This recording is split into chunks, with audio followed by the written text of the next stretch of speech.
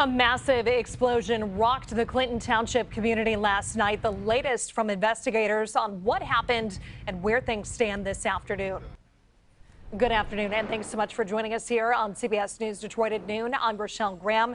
We do know one person is dead after that massive fire in Clinton Township. The explosion, sending shrapnel and debris flying through the air for blocks. We're told that's how that 19-year-old died. Our Jordan Burroughs is on the scene with the latest update from the fire department and police. Jordan. Rochelle, it's pieces of debris and shrapnel just like this one, jagged and sharp, that caused the death of that 19-year-old, still sprawled around this parking lot. This was after that fire turned explosion at Select Distributors behind me on 15 Mile Road and Groesbeck Highway.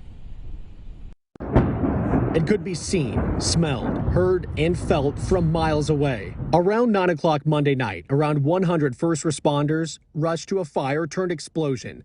Fire Chief Tim Duncan with Clinton Township Fire told CBS Detroit the Select Distributors warehouse had a fire, and that fire caused hundreds of butane and nitrous canisters to explode, spreading the fire and making it larger.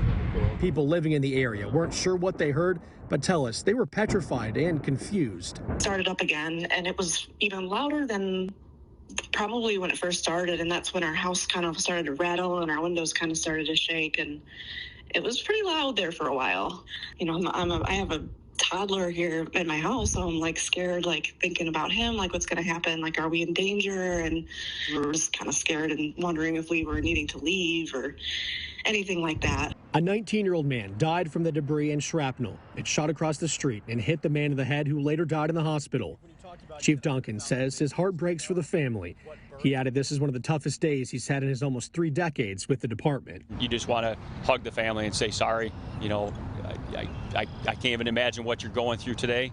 And that's about all I could say. You know, you just give them the compassion that you feel, and I feel it. You know, it's difficult.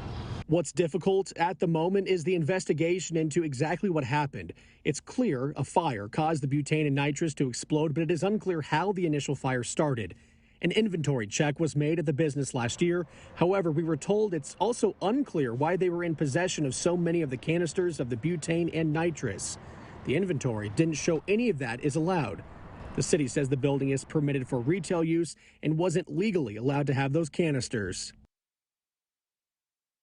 The cleanup process is underway here at Select Distributors with dozens of people helping out. It's also worth noting that when we talk about the sheer magnitude of this fire turned explosion, we're told there were nitrous canisters. There was half of a semi full of nitrous canisters. There was also butane canisters. There was lighter fluid. There was 100,000 vape pens full of those lithium-ion batteries and knives, all shooting across from this fire turned explosion behind me. For those living in this area here off 15 Mile and Groesbeck Highway, we were assured the water is safe to drink and also the air quality is acceptable at the moment.